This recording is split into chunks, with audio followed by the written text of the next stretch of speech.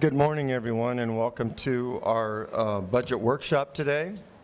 Obviously, it's July 8, 9 a.m. We'll call this meeting to order. Was this meeting properly advertised? Mr. Chairman, this meeting was advertised in the Pensacola News Journal on July 3rd in the board's weekly meeting schedule. Okay, we'll move into overview of budget. County Administrator, will you start with that? Thank you, Mr. Chairman and Commissioners. I will begin with a presentation of important points, events, personnel changes, and trends that shape the development of the proposed fiscal year 2025-26 balanced budget totaling $824,440,150. The fiscal year 2025/26 budget represents an increase of $25.7 million across all county funds over the prior year's total budget of $798.7 million. The 2026 budget also includes an increase in the general fund of $13.667 million over the prior year. There is no change in the millage rates. They are as follows. The countywide millage rate is 6.6165. The library MSTU is 0.3590. The sheriff's MSTU is 0.6850. This budget anticipates no other significant changes in tax levies. The board has maintained the current tax levy since fiscal year 2013-2014. The board will consider changes in the fire MSBU assessment rates at its regular board meeting held on July the 10th, 2025. The proposed change in the fire assessment rates for the mainland county properties are not included in the proposed fiscal year 2025-26 budget. Their current rates are as follows. Residential at $125.33 per dwelling unit. Commercial at 0.0526 per square foot with a minimum assessment of $125.33. Unimproved at $15.03 per parcel plus 3 cents per acre, excluding vacant agricultural land. The proposed mainland fire assessment rates are as follows. Residential at $226.78 per dwelling unit, or an increase of $101.45 per dwelling unit. Commercial at 0.0985 per square foot, or an increase of 0.0459 per square foot, with a minimum assessment of $226.78. Unimproved at $39.47 per parcel plus 3% per acre, or an increase of $24.44 per parcel. Vacant agricultural land is no longer accessible per section 125.01 Florida statutes. There is a proposed change to the Pensacola Beach fire assessment, removing the current fire MSBU assessment rates for the unincorporated area on Pensacola Beach and replacing this source of funding with an increase in Santa Rosa Island Authority lease fees from 50% to 75%, and using those funds to reimburse Escambia County for the fire protection costs associated with Fire Station 13, located at 901 Via de Luna Drive. Their current rates on Pensacola Beach are as follows. Residential at $201.38 per dwelling unit, commercial at 0.0726 per square foot, and vacant property at $63.84 per parcel, plus 3 cents per acre. The June 1st taxable value certification for ad valorem is 6.79% above the July 1st certification of the previous year. The law enforcement MSTU is 7.06% above the July 1st certification of the previous year, resulting in about $14.9 million more money overall. The county may appropriate 95% of these revenue sources for a combined total of $14.1 million. The June 1st taxable values related to property taxes are included in the proposed fiscal year 25-26 balanced budget of $824,440,150. For fiscal year 2025-26, there is a general fund budgeted reserve for contingency of $36 million, reserves for operating of $3.2 million. There is no sheriff's reserve per the terms of the current 3-year funding interlocal agreement approved by the board, and a general reserve of $800,000 for litigation and other anticipated expenses. The fiscal year 2026 general fund total reserves are $40.08 million compared to the prior fiscal year's reserves at $41.1 million, or a decrease of $1.08 million in the county's total general fund budgeted reserves. The decrease in the general fund reserve is due to no required sheriff's reserve allocation. With board support, With board support, the approved general fund reserve has increased from $20.2 million in fiscal year 21-22 to the proposed fiscal year 26 reserves total of $40.08 million, representing an increase of $19.8 million or a 98.3% increase in general fund budgeted reserves over a 4-year period. There's a 3% pay increase included in the fiscal year 2025-26 budget for the board departments totaling $3.7 million across all funds. The fiscal year 2026 budgeted life and health employer contribution increased from the current year's amount of $10,750 to $11,000 per full-time employee due to an increase in healthcare claims costs for the board. There is currently no proposed change in the employer/employee cost spread across all insured categories. A handout has been provided to the board that details all the personnel transactions between fiscal year 25 and fiscal year 26, referencing position deletions and additions. The primary fund that was analyzed for position cuts was the county's general fund. There are 13 deleted positions totaling $802.8 thousand across all funds. The general fund deletions total $146.8 thousand. There are also 50 partially defunded positions in the general fund totaling $2.8 million. These positions are in the corrections department. Total position deletions and defunding is 63 positions. There are a total of 49 added positions for the board totaling $4.3 million across all funds, with $1.1 million in the general fund, $70,000 in the fire services fund, $138,000 in the detention commissary fund, $72,000 in the library fund, and $150,000 in the affordable housing grant fund, $58,000 in the LOST 4 fund, $414,000 in the solid waste fund, and $2.2 million in the EMS fund. The total net changes in personnel costs is an increase of $586,000, with an overall net increase of 36 positions for the board. 28 of the 36 new positions are in public safety. Community partners and state mandates. The board previously directed staff to remove certain community partners from our annual partner list that are state mandated or have an interlocal agreement in place. That includes $150,000 from the Gulf Coast Kids House for abused children, $43,938 for the general fund portion of legal aid court services, $45,232 for the West Florida Regional Planning Council dues, $126,350 for the Escambia Estuary Program dues. There is an allocation of $31,250 for the Escambia County Human Relations Commission through December the 31st, 2025. This service will transition to the board's Neighborhood and Human Services Department during fiscal year 2026. Excluding the ECHRC, these funding requests are considered non-discretionary and are included in the fiscal year 2026 budget. A total of $1,015,914 is available in the general fund for community partner funding requests for 25-26. Brace has a funding request of $50,000 that was not initially included in the 26 proposed budget and will need to be added if the board approves the community partner funding request. General fund state mandates and fixed costs. There is $3.5 million included in the budget for the State Department of Juvenile Justice mandate, $6.8 million for the state Medicaid mandate, $500,000 for indigent cremation, $400,000 for state mandated Baker Act services, $337,645 for the State Health Department, and $15 million for Florida Retirement System contributions. Total mandated funding is $26.6 million. Other fixed costs in the general fund total $217.8 million. These general fund costs reflect non-discretionary spending totaling $244 million or 68%, and discretionary spending totaling $113 million or 32% for the board's departments. A graph and handout showing this breakdown has been provided to the board. DOMES medical examiner, there is $3,163,769 included in the fiscal year 25-26 budget for the medical examiner. That includes an increase of $350,000 over the prior year. The 2026 budget includes funding for 30.75 full-time staff and a 3% pay increase.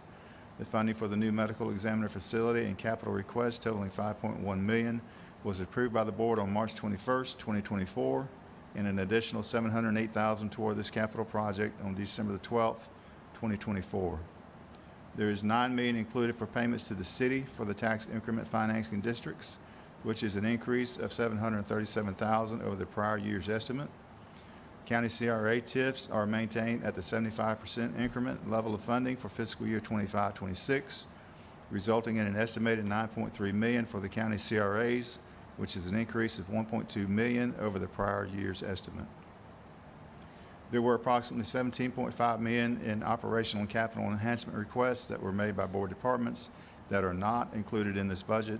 The board was provided a detail of those budget requests and reductions.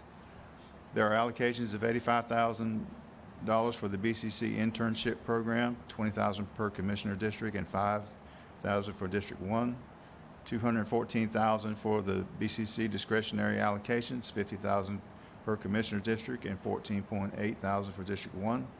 District 1 requests to use some of these funds for a part-time position to assist in the District 1 office. There is a $250,000 for the block-by-block project and $50,000 for the low-income utility assistance program and $18,884 for 211 United Way in the general fund. Also included is an allocation of $450,000 for the summer work programs and LOST 4. There are 12 months of planned LOST 4 project expenditures totaling $60 million in the fiscal year 25-26 proposed budget. We plan to continue to refine the LOST 4 project listing with the board's direction, and any changes made by the board will be made to the LOST 4 projects plan. This is the first year of a new 3-year funding agreement with the sheriff that is included in the fiscal year 25-26 budget, reflecting a total increase in the sheriff's budget of $5.37 million over the prior year. The sheriff's fiscal year 25-26 total general fund request is $96 million. That maintains the sheriff's current level of service and adding 8 new deputies serving the community. There is no budgeted sheriff's reserve for fiscal year 2026 per the terms of the interlocal funding agreement. The sheriff's new 3-year interlocal funding agreement was approved by the board at the April 3rd, 2025 board meeting. Other constitutional officers' budgets increased approximately $2 million over the prior fiscal year. The total increase included in the fiscal year 2026 budget for all constitutional officer budgets is $7.4 million. However, there are some additional amendments to those respective budgets. The tax collector's preliminary budget is submitted around July the 3rd annually. The difference between the anticipated fiscal year 2026 budget of $8 million and the submitted tax collector's budget of $7.6 million is a decrease of roughly $408,000 back to the board. Please note the following additional amendments. The property appraiser's estimated general fund request included in the budget is $8.1 million. However, the Department of Revenue approved budget submitted is $8 million for a decrease of $114,000 back to the board. And Commissioners, this concludes my introduction to the budget. Thank you, Commissioner Mino. There's a lot in that brief. I'd like to open up to the board if there's any comments or questions. Before we do the constitutionals, is there any commissioner on the board that has any comments or questions? Commissioner May? Thank you, Mr. Chairman.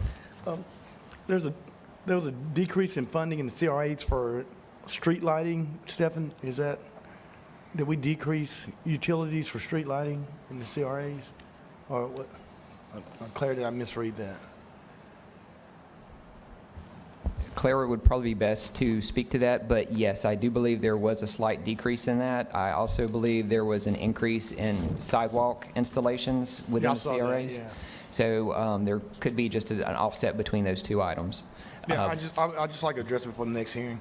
I mean, lighting is critical in these poor neighborhoods, and so. Yes, sir. So what I would Amen. mention to the board that the capacity to continue that is still available within our CRAs. As the board is aware, we do bring our fund balances forward and add those to reserves. So I don't think we're going to have any issue with street lighting within our CRAs.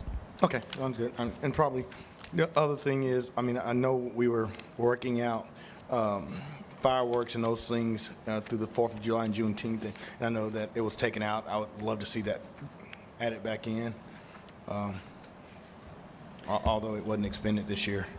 Yes, Commissioner. So the TDC does make recommendations to the board. So certainly we can add that $50,000 back in as a placeholder into the 2026 budget. We did not spend the $50,000 in 2025. Well, as we did not, because we were still trying to work out all the technicalities, and we certainly plan on doing that So I just would like to see it added back in. Yes, sir, I can add that back into the 2026 budget. And the only other thing I have, Mr. Chairman, Stephen, I think that, you've done a great job, particularly, I was advocating to raise our custodial workers, our warehouse workers, fire cadets, and community center and librarians, so I really appreciate that. The only thing I would love to see, Mr. Chairman, is our intern budget has been at $20,000 for the last 10 years.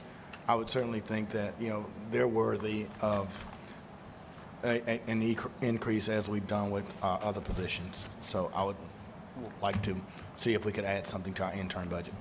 Commissioner May, if we get the interlocal from the trust fund, wouldn't that help with that?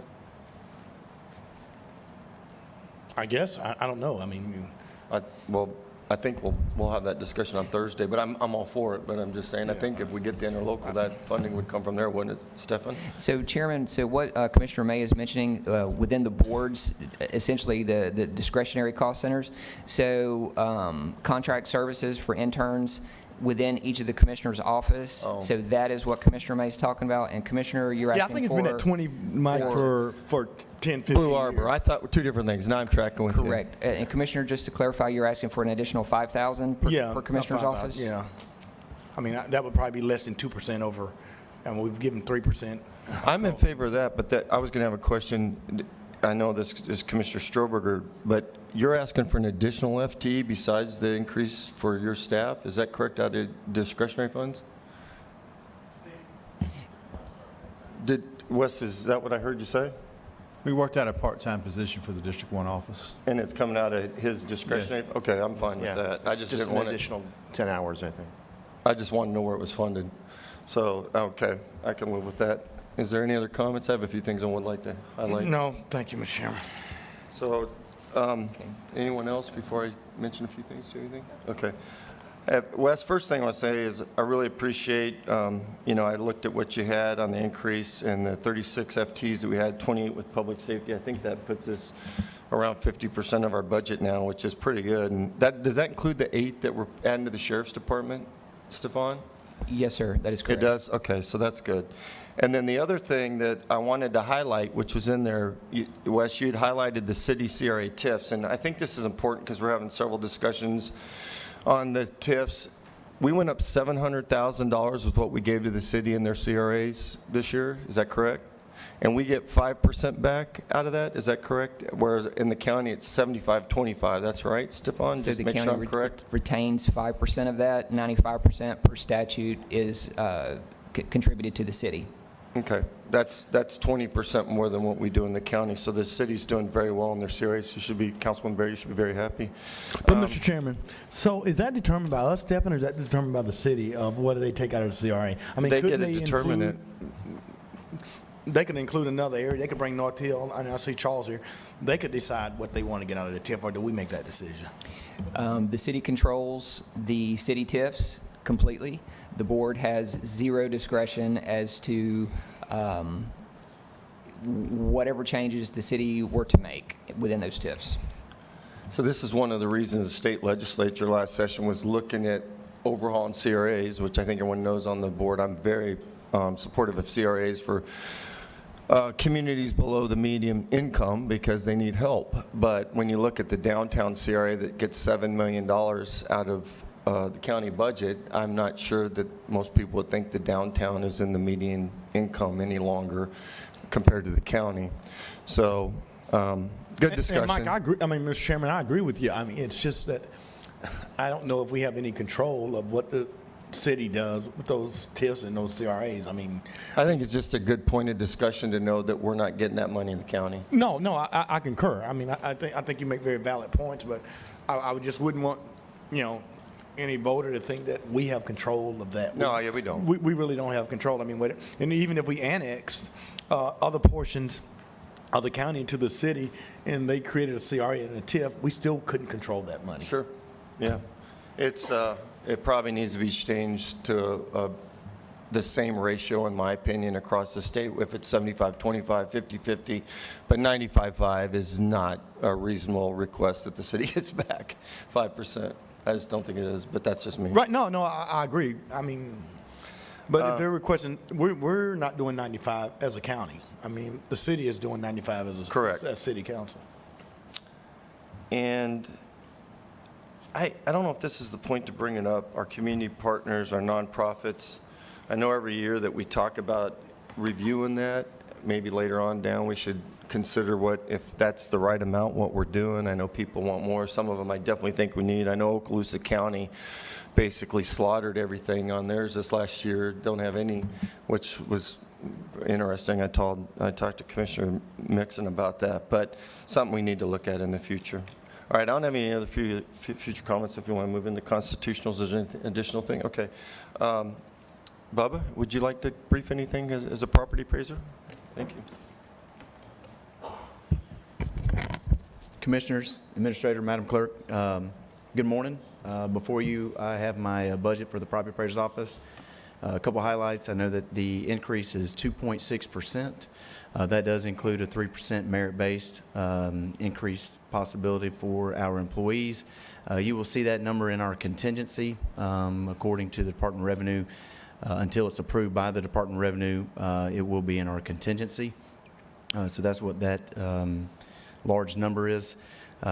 We have submitted the budget in front of you to the Department of Revenue as of June 1, and also wanted to make a note that from June 1 estimates, Stephan, to our July 1 estimates, the increase was, I believe, 7%.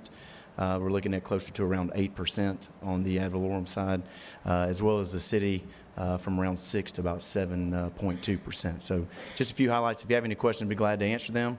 Otherwise, thank you very much. Hey, Bubba, can I just ask you a question? So this is more for my knowledge and the communities, because, you know, we always say we don't raise the taxes, and we haven't raised the millage rate. But you raised it 2.6%. But if we have a down year and it's negative 2%, we actually lose money and have to go in the reserves, correct? So the 2.6% is for my budget increase. The 7% that I had mentioned is the actual increase of the tax roll. That includes new construction, things of that nature. So the actual tax roll went up 7%, but actually it ended up being closer to 8%. Wow. So the way that it works is if property values go down, the market goes down. That's, of course, what we base our values on, that's supported by the market. They're not arbitrary values. If the market goes down, then the ball would be in the taxing authority's court to decide on what services they wanted to provide, or what they might need to cut, or if they needed to adjust the tax rate. Again, the property appraiser strictly appraises property. The tax rate, of course, is set by the taxing authorities. Sure. And I appreciate that. So right now, we've been in a pretty good time, but, you know, do you project that we could be going the other direction anytime soon? From an overall market standpoint, I think we were actually referred to as a unicorn for our area. If you've looked and seen what's going on in Orlando, Tampa, Miami, we've seen some major decreases in those markets, especially those metro markets. We've been insulated because, of course, we have a very large military installation here, so we don't see the influx of people moving in and out. Of course, as BRAC changes, you will see those changes. We've also done a great job of bringing in larger employers, such as Navy Federal and other employers where they're basing their headquarters here, so a lot more stability. So as far as the groans of losing population, I think our population, the reason why it was referred to as a unicorn, I think our population increased by around 0.5%. I think our neighbors was a little over 1 or 2%. So we didn't see the population decrease. We have seen sales, permits, things of that nature decrease. We've seen days on the market increase, which generally will start showing that equilibrium starting to adjust on sale prices. So I would certainly caution you for the 26-27 roll as you're starting to look out and projecting projects. I would certainly caution you to be as conservative as possible when it comes to long-term projects, because we are going to feel the effects of market changes, but we have been somewhat insulated to those. I do not see another 5, 6, 7% increase moving forward for our 2025 sales, which will be reflected in our 2026 assessments. So that would be, I guess that was a very robust answer to a simple question, but I did want to make sure that all the caveats were put in. No, I appreciate it. I think it helps with us listening and learning and thinking about how we make decisions in the future. So appreciate that. Thank you very much. Any questions for the property appraiser, anyone? Yeah. Okay, we're good. Thank you. Thank you very much. Is there anyone here from the tax collector's office? I'm looking around. Wes, do you know if we have someone here today? Okay. Sonia, SOE, please come up. When are we going to leave back to the community partners? Is that going to be at the end? We can do it at the end. Okay, perfect. It wasn't on this, but you can add it at the end. Okay. Good morning, Sonia Daniel from the Supervisor of Elections Office. I know Mr. Bender visited many of you before he went out of town, so I'm here just to answer questions if there's anything specific you want to talk about. Well, I think the only question I had, I think you went up 3 FTEs from last year, right? Can you tell us what that was needed for? So after having been through an election cycle, Mr. Bender is looking at doing some restructuring within the office. He's identified some needs where we had some staffing weaknesses last year. So we're looking to add a position in the area of finance, an area in the area of IT, and one in our voter services side of the house. Okay, and then I know that and I don't know, Sonia, if this is the right time, but I know that, I'm going to go ahead and bring it up. I know that there's been some discussion about moving some of your services to other places. Have you guys thought about adding an FTE to do it within house? Have you had that conversation with Mr. Bender? So we were adding a full-time position for the finance side of things. We were just looking at a cost-effective way to piggyback off of a system that was already in place. And that's where we were leaning at this point. But any further discussion on that, I'd really like to wait till Yeah, Mr. that's fine. Bender's available. I don't want to put you on too much on the spot. The last question I have is, and I think it's just for the record, how soon are you going to run out of space over on the Navy Boulevard? Do you know? I know we had this discussion, but it's a serious discussion because I'm Yes. dealing with Mr. Lunsford on this. I mean, what are y'all thinking on that? Not to put words in Mr. Bender's mouth, but certainly we have used all of the space that we currently have on Navy Boulevard. There is nowhere else within that building for us to expand other than to either add on to the existing structure or to put an additional structure on the property there on Navy Boulevard. But as polling places grow, as the population increases, the need for more election equipment, which means we're going to need more space. And So- that request hasn't been put in your budget. No, So how not at soon this do you time. anticipate having to add those resources to the SOE? Mr. Bender and I have not had that conversation, so I'm not sure how Okay. quickly that would happen. Okay, all right, well, thank you for, any questions for SOE? All right, thank you so much. Thank you. I'll tell Robert you did a great job. Madam Clerk? Sure. On our budget, let's start with personnel. Our personnel at this time, all positions are filled. It appears that we've gone and added a position. I have not added a position. However, we look at all the projects we'll do in the coming year. I have 4 budgets, a federal budget, a state budget, a county budget, a fee-based budget. So I have to allocate individuals based on projects. So it is an increase of a 0.8, 0.75 staff member. That tends to be more of the IT because we are doing 3 software implementations on our county side. So no positions added. However, it does appear we added a position due to the percentage split. So I wanted to explain that. All positions as of today are filled. Our increase in personnel services are mainly, I have some high-end individuals that are ready to enter drop. We will end up paying out some drop dollars in the next fiscal year budget. There are also the usual increases with FRS and health insurance or what have you. So drop is the most. I did put in a merit. I do a sliding scale merit, 5%, 3%, 2% as you go up in salary range. However, I do not do across the board merits. Any money that is set aside for merits and approved in this budget, if not used, it is returned to the county, because I do not do across-the-board merits. Also, in our capital and our operating expenses went up mainly because of the IT maintenance. This type of cost increased every year because of the software systems that we have jointly with the county, and there are pass-through costs from county IT to us. All of that is something that's delineated in our budget with Stefan. He can talk to you about that. The biggest thing we are doing is the EFIN upgrade. They now call it Finance Enterprise. We made that selection with that vendor after a lot of on-site visits. We thought that would be the best system to go for with the use for your staff. If we go to a completely different kind of system, it makes it harder on your staff to know the financial workings, reports, et cetera. So this will be a good system for all of us. We've done site visits, we've done demos, we've included county staff where I could include it made sense. We have budgeted an additional $200,000 onto that project that's in this budget, fee-based budget.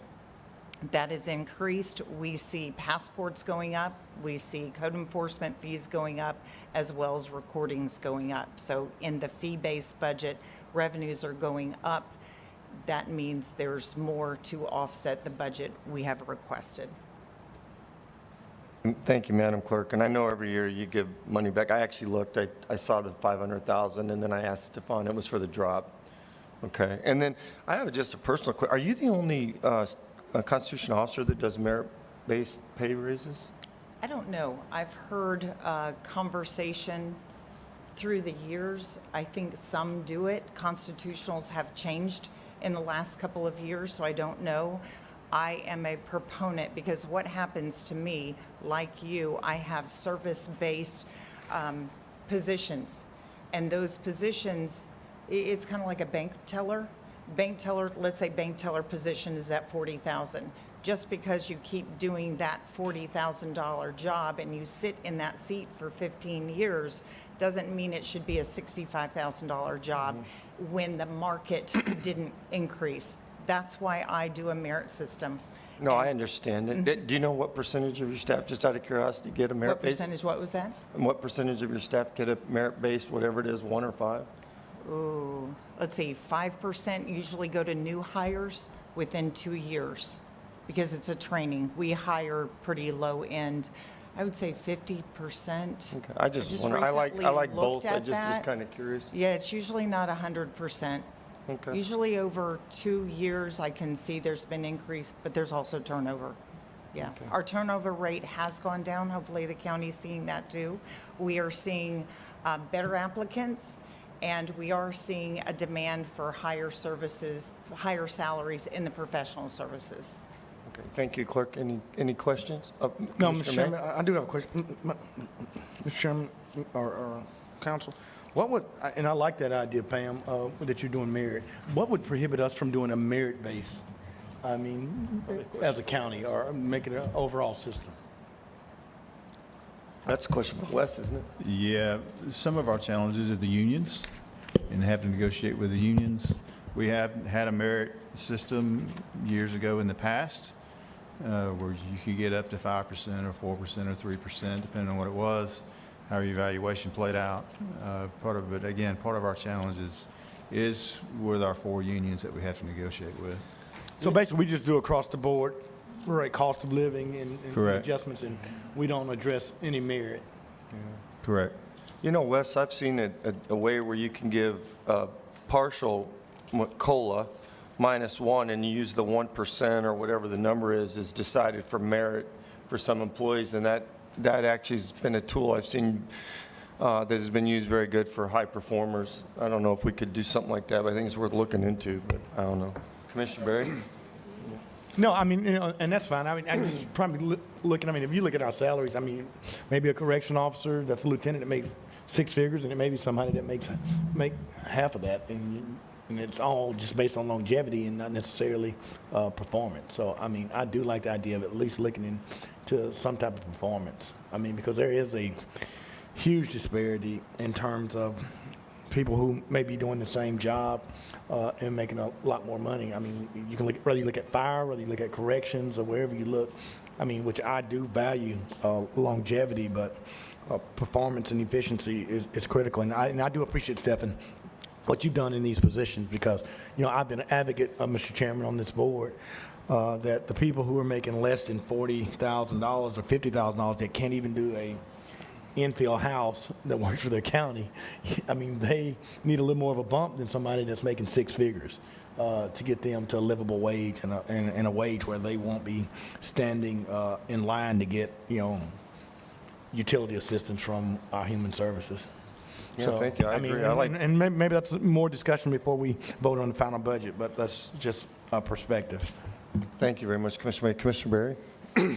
Yeah, Mr. Chairman, I was just going to say, just anecdotally, over the years, you know, with previous boards and things, I think the across-the-board raises have been utilized by our side more so than the other constitutionals, because they have one person that makes a decision that handles their offices. And I think that policy was instituted as much to protect the board as anything else, because, you know, I mean, it's human nature, and, you know, we do receive, even though we don't make, you know, personnel decisions, you know, we do have relationships with employees, and you know, I think that policy is in place to be used as much to protect us from being in the weeds of personnel, of weighing back, and, you know, I got a 1% raise, and Johnny got a 3% raise, and I do a lot more work than he does, and you know, you're my commissioner, and you know, yada yada yada. So just, And I don't think question- those are some thoughts. Yeah, that was a good point. Yeah, and a good point. I don't question that, Commissioner Berry. I simply was just asking for a little more point of a clarification. And, you know, if it's not broke, don't fix it. But certainly recognize that there are a little disparities in terms of wage distribution here at the county. Commissioner Stroberger, you have a comment? Would anything prevent us from doing a merit-based bonus? And we can still do the raises, but Madam Attorney, it looks like you want to say something. We are not allowed by state statute to do bonuses or that which resembles a bonus for work already performed. That is not legitimate for public employees under state law. Now, merit-based raises are certainly legal under state law. The practical implications of implementing it, we could talk through if it's really a board direction, but please, no bonuses. Bad news. Well, I heard what both Commissioner May and Commissioner Berry said. I think he has some good points protecting the board. I would want a hybrid model either way, where it was, you know, everyone would get a raise, but then the top performers you'd split up that difference, and having what we used to call a merit or awards board, and that would be decided based on the number of employees in a directorate, and then they would only get so much, and that director would have to decide who that was. But, you know, we're a long way to go from there. It's just good discussion.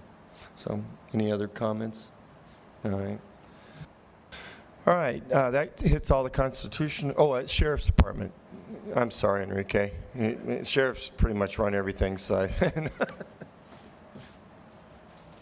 Good morning, Mr. Chairman and Commissioners. I'm here representing Sheriff Simmons. I'm Enrique Diaz. I'm the Chief Financial Officer. I'll be able to answer any questions you all might have. I don't have any questions. I think you guys should be pretty happy, aren't you? Really? You got your budget, you're getting more staff, everyone's happy. The sheriff, I saw him last night, he seemed happy. So Yes. I don't have any questions. Commissioner May, you have anything? If y'all don't spend it, do y'all return your leftovers back to the county? I'm sorry? Do y'all return any leftover revenue back to the county if y'all don't spend it? All we can have. Well, that is true, Commissioner May. Out of all the constitutionals, the sheriff's department gives us back the least amount every year. I don't know why, but. All right. I don't have any questions. Thank you, sir. Thank you. Thank you for coming up. We appreciate everything y'all do. All right, anyone from the medical exam? Hey, Dan, come on up, Dan.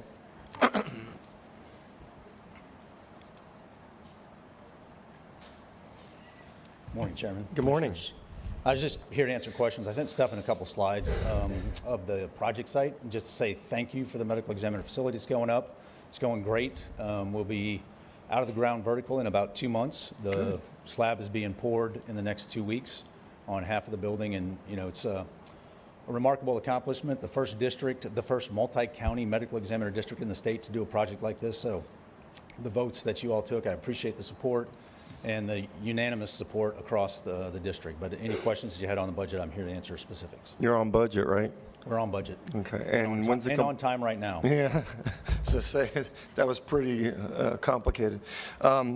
When's the completion date? July 2nd next year. Okay, Should be final completion date. all right. And then at that Two point, hurricane seasons pending. remind me what are you gonna have a hybrid at Sacred and there, or what are y'all doing? Everything will be there. Everything will be off Avalon? Yes, sir. Okay, so you won't have to pay anything that you're paying now at Sacred? Our lease expires next September. So the project being done on How time. much will you save on that? How much are you paying now for that? For the lease Yeah. of the 2 facilities that we're occupying now, it's about $150,000. Okay. Okay, all right, that's good to know. All right, I don't have any other questions, Dan. Thank you. I appreciate you coming. Any questions Sir, from the board? thank you. All right. All right, we'll move into departmental review. Wes, do you want to run this, or how do you want to do the departmental review with all the departments? Well, Commissioner, we've met with each department, went line by line, and I think we've shared that information with all the commissioners and our feedback. So all our departments are budgeted to run efficiently, and they're doing a great job. We have seen some increases there in public safety, some efficiencies. We've added some positions in public safety, paramedic positions, EMT positions. We bought more fire apparatus we've ever bought, and same thing with ambulances. We have a challenge right now. It's in Public Works as far as vacancies, but we are continuing to work with that, and we are using some contract work to accomplish Holden Pond mowing, if you will. And so I think as an organization, we're doing just fine. We're doing great. I have just a couple, Commissioner Berry? Mr. Chairman, I was just going to say, rather than go department by department, why don't we just open it up if By default? board members have questions, then we can address them, or Wes and Stefan can address them, and then kind of move on. Okay, I like that. Do you have anything to start, or I'll start with some? Okay. First one I want to start with is animal welfare. Do we have a plan? I know that's outgrowing itself. Where are we headed on that, Wes? So we have a concept right now, and we've met with John, we've met with his staff, we've met with facility staff, and we're putting our funding estimates together to come bring to the board, and then to move from the funding estimates into actual procurement of a new facility. We do believe we have a location that we can utilize there off of Palafox, not far from where we exist now. And it's more of a, I would say, state-of-the-art. That's kind of a cliche, but best practices, if you will, best specifications for animal welfare and those sorts of things. So that is moving forward. So will that, I guess, when's the timeline on that? Because I don't You'll think I probably saw- see something in front of the board within 4 to 6 months. Okay, that's all. And then on corrections, I noticed they had, next to Public Works, the biggest gap in FTEs related to what I would call their authorized manning document. Do we have a plan to try Well, to we're fix still- this? I don't know if Chief Powell's here. I know he's doing great work, but you have a lot of gaps. We do have some vacancies there. We have defunded a few of them to help balance the budget. We're continuing to recruit. We're continuing to send officers through the academy, getting their certifications. Then once they come through the academy, they go through the internal training process and field officer training. And so, some of them come in and it's not exactly what they thought it was going to be. But we have increased pay there. You can be fresh out of high school, keep your nose clean. We'll send you to the academy, and then when you come out, we'll pay you $45,000 a year. You get high-risk retirement, plus all the other benefits. So we feel like our benefits package is good there. We feel like our pay is good there. And we just need to continue to keep plugging away over there. Okay. And then mass transit, I know we're going to Flex Transit. I shared with you what the director shared with me. I know we subsidize mass transit in the Bay Center. What else do we subsidize, so we have that on the record? Or is those the only two main ones? Those are our two main ones, I believe. Okay, so with Flex Transit, are we going to meet the gap that's out there? Yeah, It's a so pretty large gap. We're actually going to purchase a few more Flex Transit vehicles and expand that program with the goal of being able to, a couple things. One, reduce the overtime there at Mass Transit. And two, to be able to pull some of the big buses off the road, reduce the fuel usage, reduce maintenance issues, tires, all of those things that come along with the big buses. So we are in the process of doing that. Okay. And thus far, Flex Transit has been very popular. Okay, yeah, no, I downloaded the app. I'm going to try it. Commissioner May? Yeah, I'm going to ride it over to the Blues show for $2.50. So I'm scheduling my ride, make sure I can get over there. Wes, are we looking to, after the grant, to look at the cost effectiveness of this microtransit? Is that basically we're going to do the trial period for a year before we start purchasing a lot of buses and adding on to see how it's really working? Because I know Absolutely. that there are some hiccups. Well, I don't know how many hiccups there's been. It's been functioning pretty well. People seem to be able to really like scheduling their rides. They go straight to your house or where your location and pick you up. Well, when I say hiccups, I mean it's a trial period. I mean, it is. hadn't been enough time to evaluate the It is. effectiveness of Yeah. it. We're constantly running numbers every month, how many rides we're given, the impact to the community. We're in constant mode of evaluation and assessment. And Wes, I mean, just for clarification, and I spoke briefly with Stephen yesterday, and I know I've talked to some of the union people, and there's a lot of talk about the overtime. The overtime is not because we have a shortage of employees, it's because people are calling in and taking off work, correct? I mean, that's why there's all this overtime, not because we're not filling FTEs, it's because of people Correct. taking time off. I mean, can you clarify that? That particular workforce over there, 80% is on intermittent FMLA, which means they can call out once a week, twice a week. They have a doctor's excuse. And so in order to make up those routes, we've had to cancel routes at some Right. time, some days. And that, the intermittent FMLA is no control that we can do We in don't the have county. control I mean, we of don't have that, any no. control of that. Now, as long as they bring the doctor's documentation and everything they're supposed to bring, So we have 80% of the people who've taken FMLA. it's a You large take up Do number. we have a 12 gym weeks over a there? Do we year, have a too. personal training program over there? I mean, so they can work out? I mean, 80% of people not coming to work, that's a lot. No doubt. It's egregious, quite honestly, if you ask me. But Yeah, but that's federal law. I've dealt with FMLA before. They can take up to 12 weeks. And so, and I think that's one of the reasons, because the Flex Transit is enticing, is because you don't have to have the CDL, where you have to. Right, but I mean, having a CDL has nothing to do with people taking off work, taking advantage of FMLA, you know? No, but you just have more people that have a regular driver's license than have a CDL license, so you can actually support the workforce. Right, well, no, I understand. But we don't have a shortage of the workforce. We just have. Yeah, they won't- I get it. Yeah, I mean, it's not a shortage of the workforce, but we don't have qualified personnel. We have people who are taking FMLA and who are taking off work. I mean, and we don't have the ability to judge that. I mean, once they get a doctor notice from a medical provider, I mean, there's just not a lot that we can do about that. I mean, but that overtime, you know, is challenging. I mean, I know for our staff, and so. absolutely. I hear what you're saying, Mike, but I mean, it doesn't matter whether they have I mean, I don't know the number of people, Wes, that are taking FMLA who have CDLs versus people who have non-CDLs. I don't know if there's a correlation, Mike, with that. Okay, thank you. I don't know either, but Wes, I think most of them have to have CDLs unless they're doing The bus operators have to have a CDL. I'll tell you, your Flex Transit drivers, or some of them, they show up. They show up and they're asking for more hours. We don't have a problem in that regard. Oh, that's good to hear. Commissioner Hopper? Thank you. My godmother actually uses it, and the feedback from her has been really good. She says it's a lot easier. They're more responsive, and then the gap between when she schedules and they arrive is a shorter gap. So she says it's easier to get to her doctor's appointments. So positive feedback.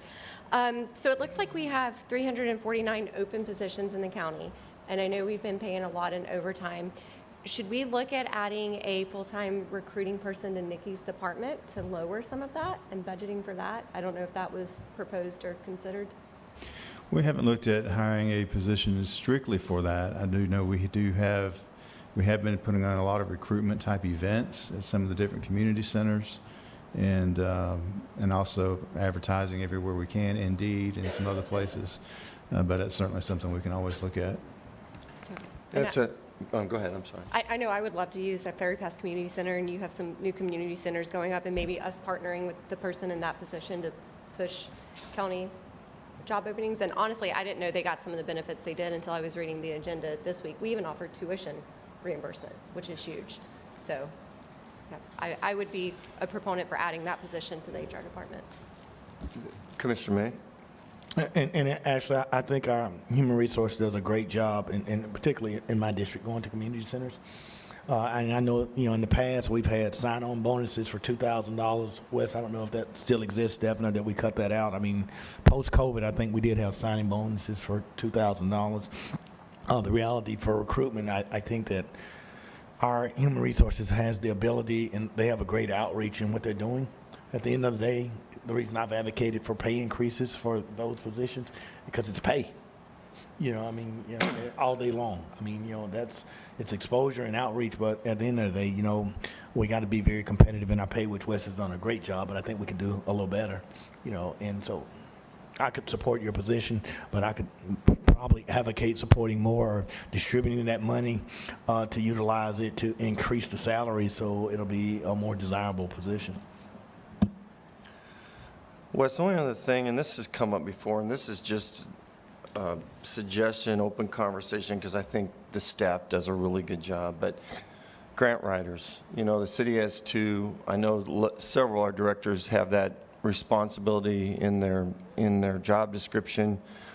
Have we thought about thinking about grant writers, or do you think we're at a level that we're good? Well, we've had that discussion before. I guess maybe my take on it, and maybe Chip's takes on it as well.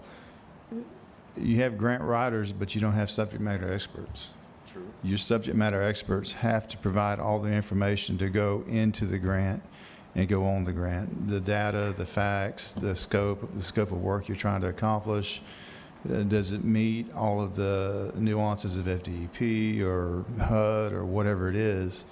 You have to have those subject matter experts, and the directors are going to have to participate. Staff is going to have to participate in those grant writings, or it just doesn't work. I mean, we bring in well over $100 million a year in grants. I mean, probably close to 150 by the time you can run the gamut from natural resources to HUD to engineering and all the FDP and FDOT and all the acronyms that are out there. We bring in a large amount of grant money every year. We've been very successful. My comment wasn't, I value what the director's doing, I just want their life easier, but if they don't think it would help, then I'll... Mike, I think, listen, I think there's not a better grant writer than Chip Kirshenfield, and as Wes said, we brought in hundreds of millions of dollars. But I think if there was one position that I would vote to support you on, would be a grant writer. Because that person, and you talk about merit, that person is going to be based on performance. Chip is probably nearing the end of his cycle, like many of us in his service, and he goes beyond it. But beyond going for ARPA dollars or FDOT dollars or transportation dollars, all those dollars, we have human service dollars. I mean, I can just tell you, we probably should have had a grant writer that should have went after trust dollars. The city secured $1.4 million. I mean, but I can't expect, as Wes just said, the subject matter experts are day-to-day working. They don't have time to research, collect data, write narratives, do outcomes, do measurements. I mean, to me, we should have a person, it's almost like a lobbyist. If a lobbyist doesn't perform and bringing dollars in, we should get rid of them. We should have a grants person. If that person's not performing, then they no longer work. Whether it's to public safety, emergency management. I mean, when we look at what's coming down with Medicaid, the cut of dollars and federal dollars, I mean, it's going to be just as important coming up in the next cycle to have a lobbyist as it to have a grant writer, that's their job, and that's what they're responsible for. Because when you put that onus on a director, they got to manage day-to-day, they got to do operations, they got to do budget. That's not their main focus. I mean, they're scatterbrained in terms of trying to perform. So, Mike, I mean, the position that I would support if you brought back, and looking at the position that came back, is a grant writer, because I think it's critical. And if you look at most counties, they do have them. But, and I agree with Wes, you would have to, the grant writer is just the coach. It's a team of subject matter experts, consultants, and the person that's putting the grant together. But I mean, we're going to have to get to the point where we're going to have to be more aggressive and going on alternative funding if we're going to keep the level of services that we want to provide to our citizens. Yeah, I'm just looking ahead, like, that's why I asked you, Wes. I just want to help the directors, not impede them or take over there they are, the subject matter experts, but I do agree, they can be the facilitator, coach to help. Commissioner Hopper, you have a comment? Yeah, so in District 4, I actually took the money that's allocated for the intern and hired a grant writer specifically for District 4. And he's already applied for $7 million in grants just for District 4 since November.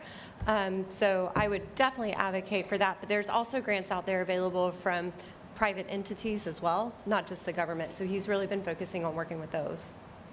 And Commissioners, if I And could... actually, please share, I mean, that's pretty creative that, that many millions of dollars, because, I mean, Mike, you have a lot of needs in your district. Oh, yeah, that- no, I that grant mean, there's funding could go for. Yeah, we got options, but, I mean, I like that idea, resources, you're Ashley. killing it, so, but there's always opportunity, there's things that get missed, just because, like you said, people are busy and they got the minutia every day, that's not their primary job all the time, so if it's someone's primary job, they're going to have their head on the swivel all the time on it, hopefully.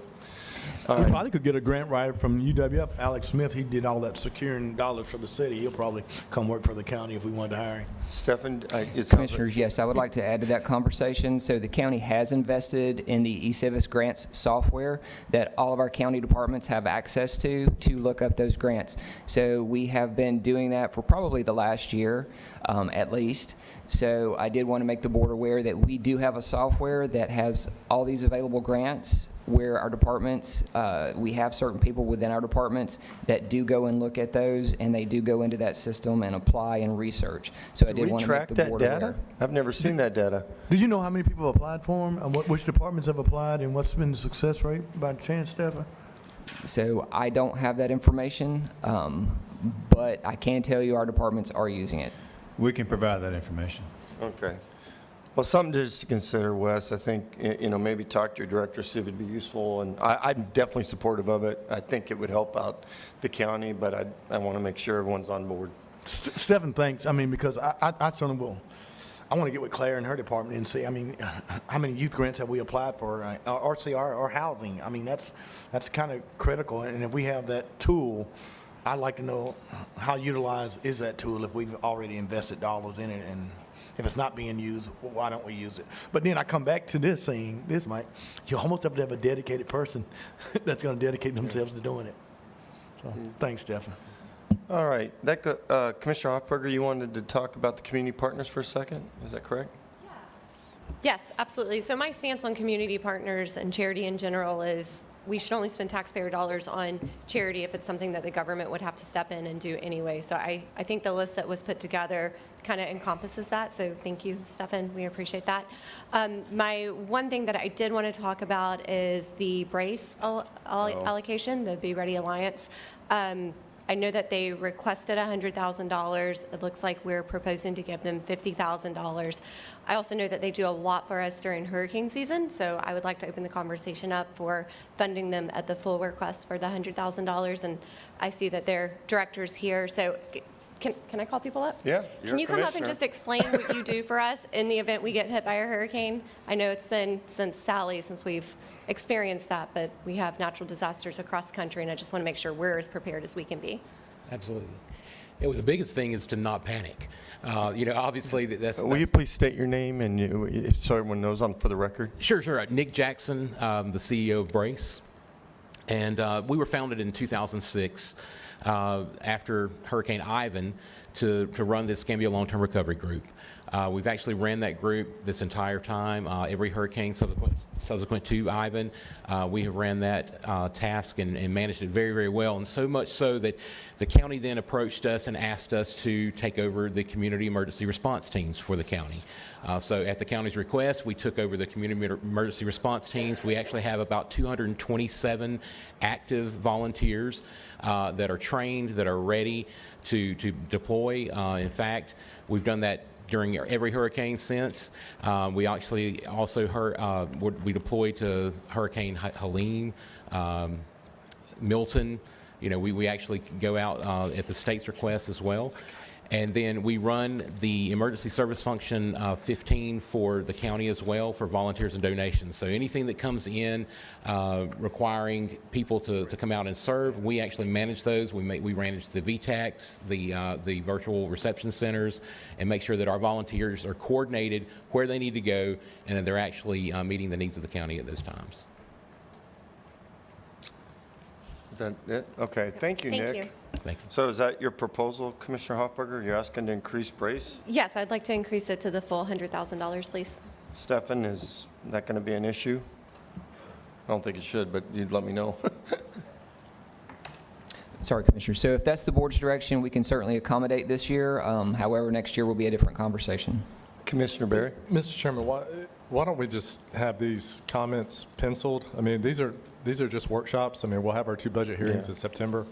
I mean, I before we just slot more money for them. I know the nonprofits, Commissioner Berry, I think you're onto something because I think we're going to have a pretty healthy discussion later on that. And so are you okay with I'm not saying Yeah, I'm I just for or wanted to bring against it your up for request. conversation and at least get it out. Because Okay. obviously I can't walk down the hallway and ask you guys, so I just wanted to get it out there and make it known what they do and then our stance on funding charities. So absolutely, thank you. Thank you, Yeah, Commissioner Mr. May. Chairman, and I agree with Commissioner Bray in penciling this. I mean, I can just tell you, I do support, Caring Hearts, at least giving level funding on what they got last year. But, there are deadlines on which people have to apply, but there'll be other outside agencies that'll show up and doing the budget hearing and, even some that I'm going to support. So, I mean, I don't think that this list is, final as far as I'm concerned until we vote because, Okay. I mean, there are going to be other people that are going to come forward. All right, well, obviously we'll have that further discussion in, I think, September. All right, unless there's anything else that goes through today's agenda, the only thing I would say, obviously, y'all know we have the joint. Mr. Chairman, I do have one real quick. Pensacon, TDC just didn't recommend them being funded. Is that why we zeroed them out? Yes, sir, that is correct. What's going on? Pensacon, what are they asking for, Stefan? Pensacon was not recommended to be funded by the TDC. Oh. And that's why they're zeroed out. But there's some other items that was not recommended by TDC. I mean, one would be the Jazz Festival, I think. And, those are going to be items that, we're going to have to, I know there's going to be some for me that we're going to have to recommend. I mean, but I would like to take time and, look at the data, see the outcomes, and see exactly what happened. I know some of it was because people didn't turn in their paperwork to the TDC. And That is correct. So if I can assist the board with that. So I have had a conversation with the TDC chairman. So there will be another TDC meeting in August, which will be before our September meetings, where there's an opportunity for the applicants that were denied funding from the tourist development tax will have an opportunity to respond to the council's decisions that were made at the last meeting. So there is still an opportunity for those to get added back in or recommended by council. So I did want to share that with the board. Okay, Stefan- Commissioner Berry? Oh, I'm sorry. Stefan, will you communicate to those folks that, if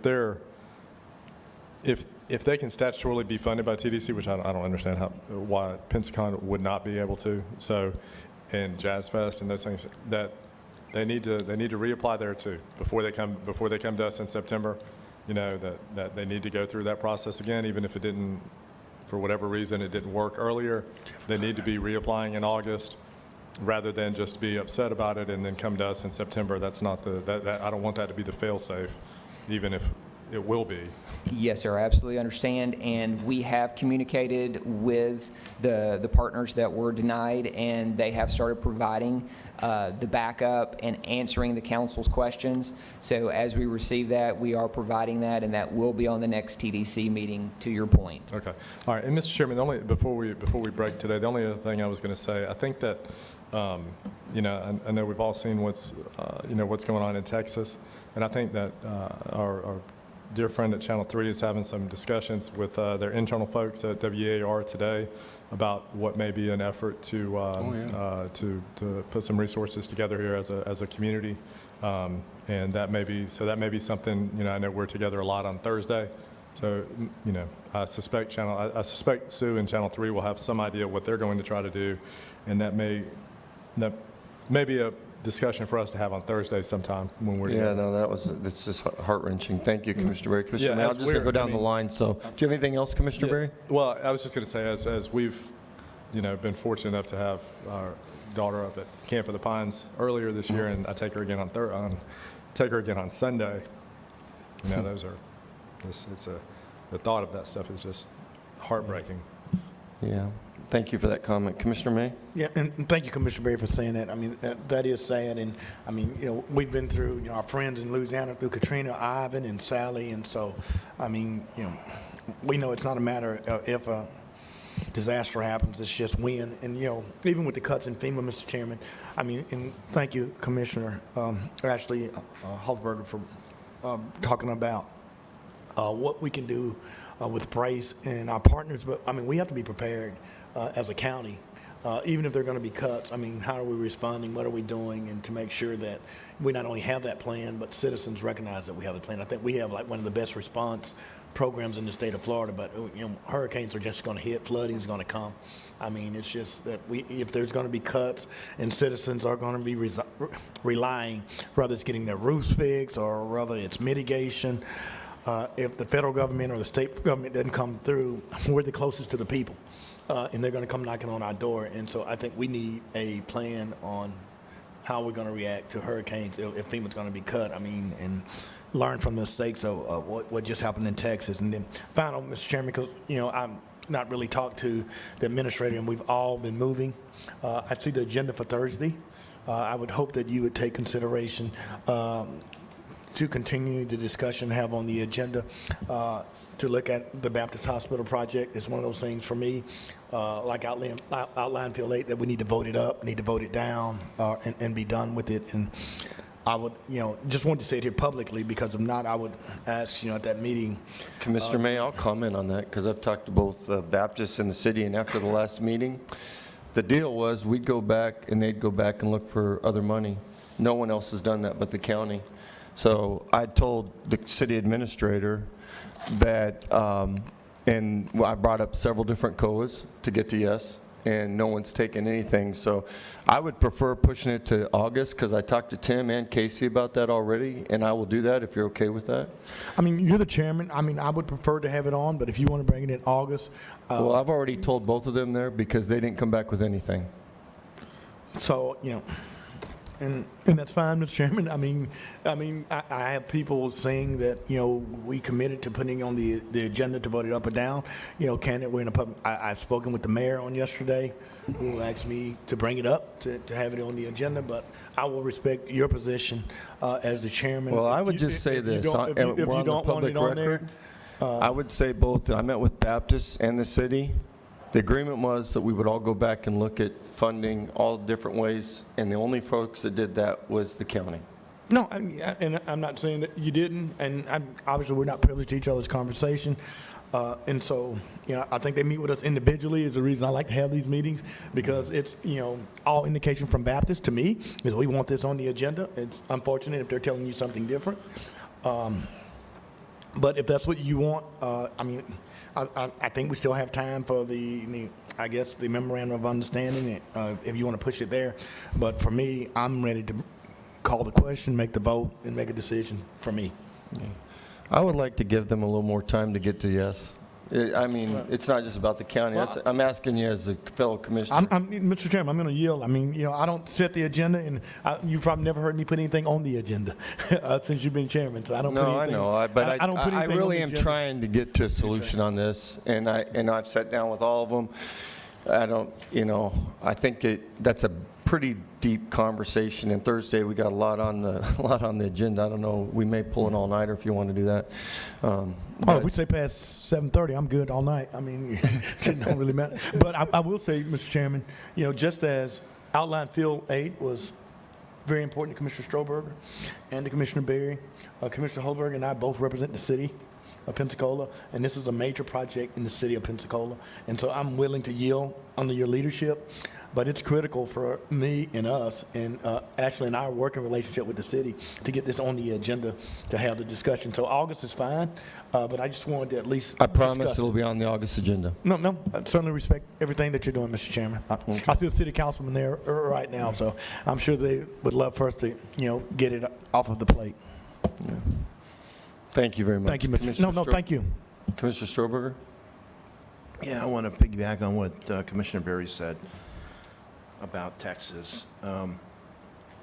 When we have natural disasters, and we're going to get one, we're going to get another one, we get a lot of help from a lot of agencies, including Brace and other outside agencies too. And I'm curious why the Red Cross is not a community partner. I think they should be a community partner too. They're helping in Texas, and they're going to help us here. We have a local chapter here, and I would like to add them as a community partner, I think, sometime soon, because I don't know how we can expect to get help when we're not helping ourselves, so, and we can't even give help if we're not.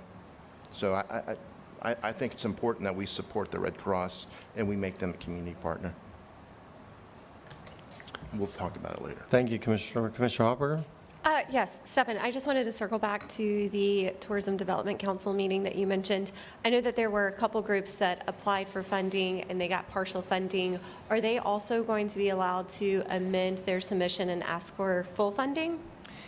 So any community partner can certainly reapply. So really, no one was defunded per se, so we did get 100% of whatever the council approved, so that was a good thing. However, those that have been denied, we have reached out to them.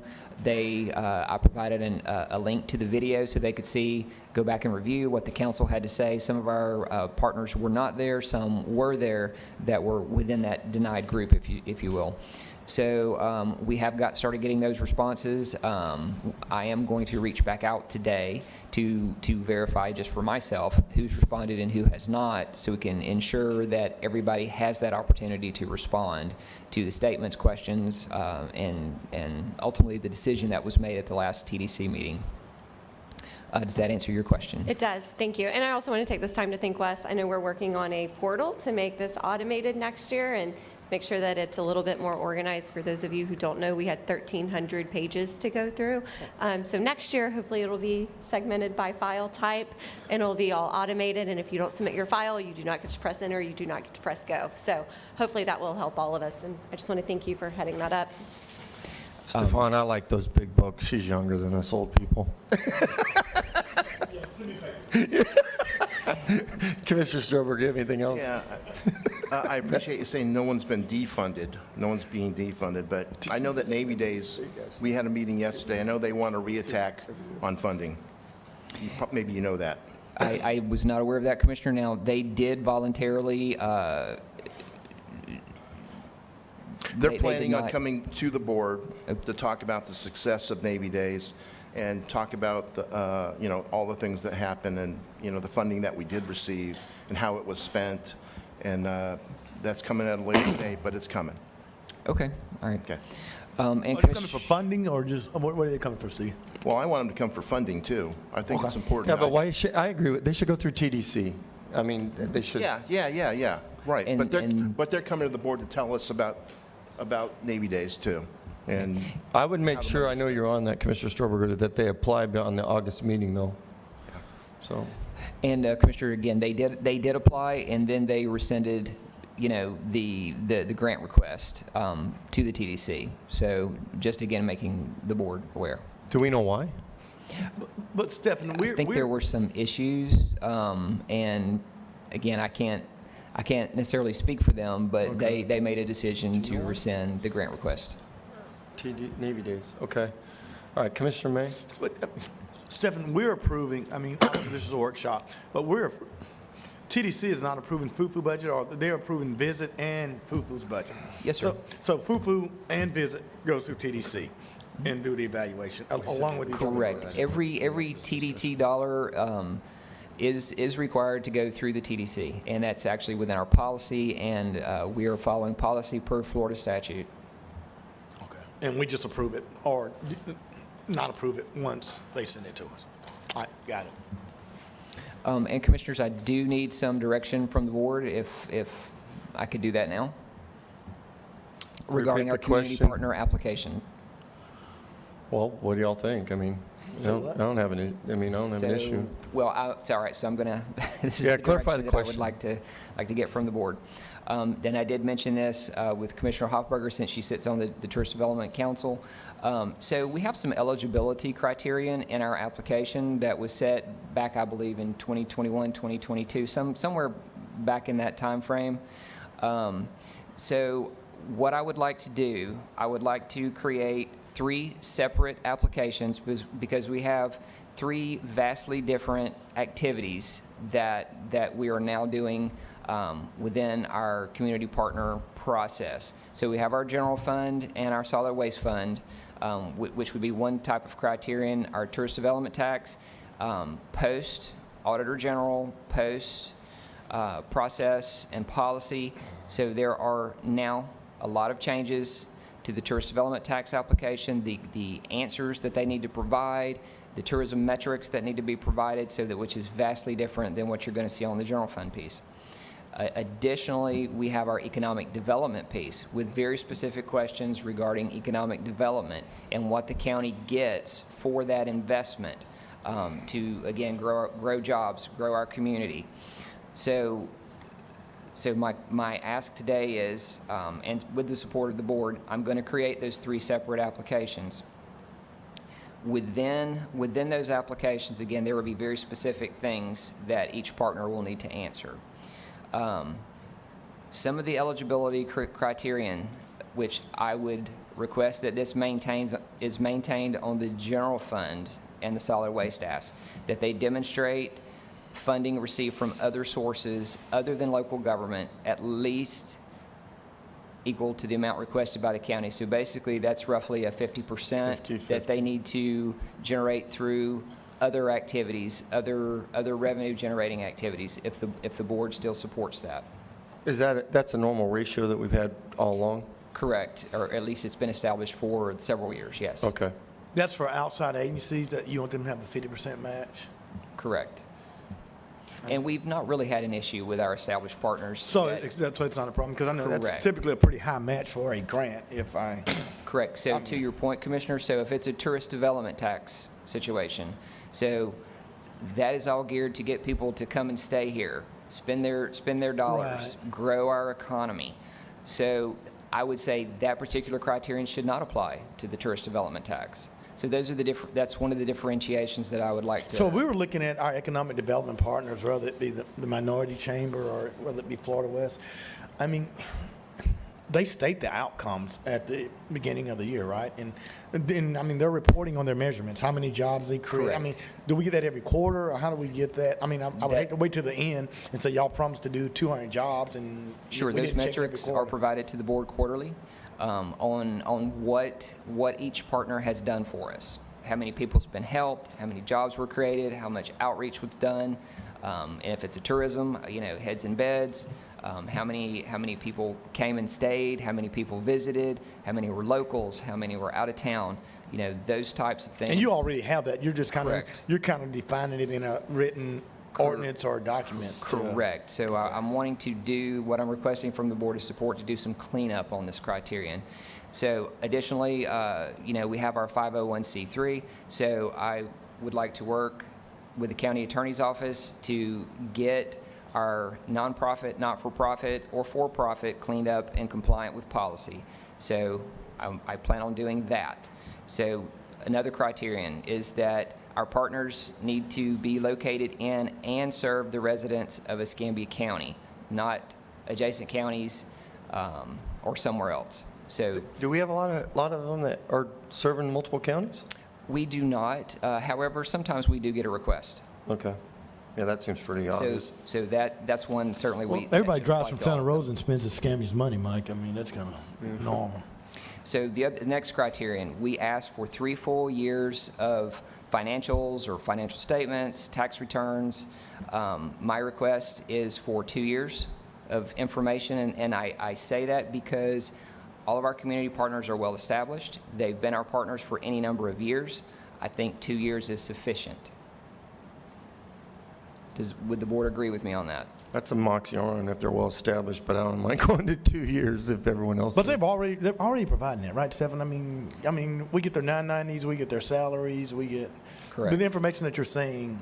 We get Correct. that from Florida West, we get it from Correct. Visit, we get it from. Is it just because you have to go through more paperwork? Is that the rationale? Certainly, there is a lot more paperwork, and each commissioner's been provided the books with all Yeah. of this information.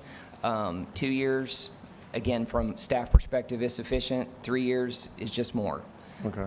So I don't. Does anyone have an issue going to 2 years? Okay, No, we're that's good. fine. Go, push on. So one of the other established criterion was that if a partner received funding for more than 3 fiscal years, unless it serves a government function, that ultimately those would be reduced at a rate of 5% per year. I am requesting to eliminate that. So the board historically always makes the funding determination. And some of our partners do very valuable things within our community. So those dollars, Meals on Wheels, keeps folks, older citizens can stay at home, hot meals, food banks, medical care. So those, I would request to eliminate that criterion because we're not really doing that. How much have we decreased that budget by the 5% last year? So, It's probably minimal, I imagine. so Commissioner, the board did not support reducing. Oh, so we haven't, have we ever? Okay. Then But that's- Mike, I will say this, and Steve, you're better at numbers than I am. I know we've reduced outside agency funding by 20 or 30% since we've been on this board at least. It may be even 50%. It has that been that we've reduced. When I was elected, it was 2.4, 2.5, something, Steve. I don't Yeah, know. it was We've reduced huge. about 50%. It's around 800,000 now, right? Yeah, it was huge. There were a couple years where there were, So you know- Commissioner, on your screen, you'll see that it's roughly $1 million is what I have plugged in. So the requests were about 1.2. So it's half of what it used to be, okay. Yeah, well, we've reduced it, and I give Commissioner Berry that credit, I mean, for his fiscal management. I mean, we've cut that in half, and just. I thought you were the most fiscal conservative commissioner, but maybe it's Commissioner Berry. One day y'all will recognize Democrats are. Just wait till, yeah. But it has been cut 50%. Since we were elected, I think. I mean, you can verify that, but it's been cut a has lot. substantially been reduced, correct. And some of the larger dollars you'll see highlighted in blue on the screen. So Lakeview, so they actually participate in the Medicaid drawdown program. So that's actually a benefit to our community.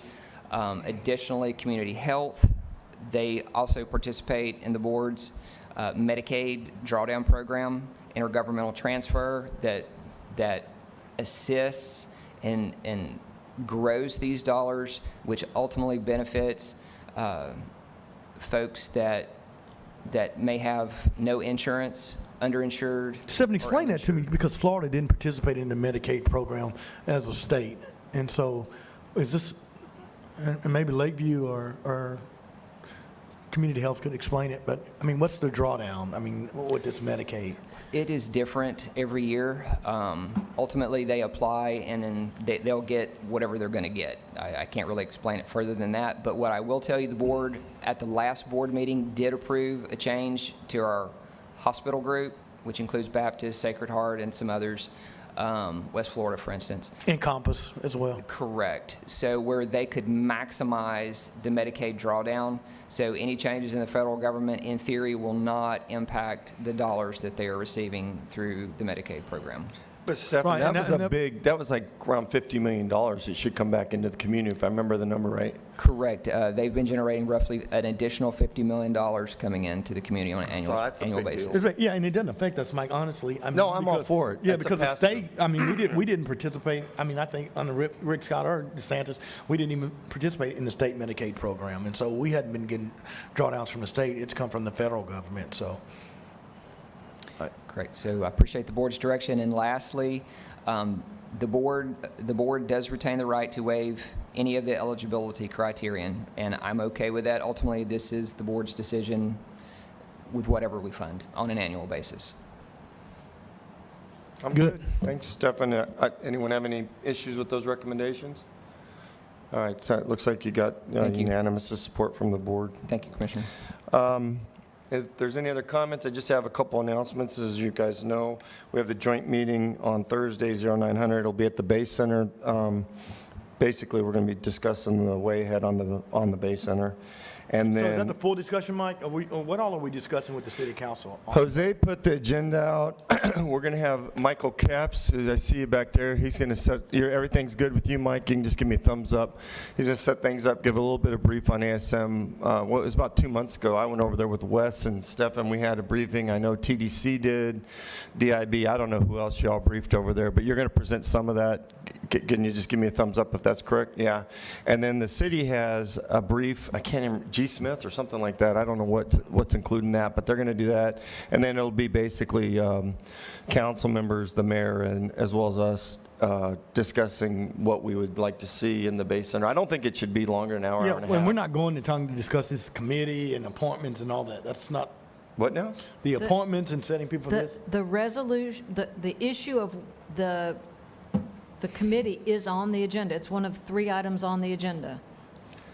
Whether or not the Oh, Bay you mean to Center and put a environs- committee together between us and the city?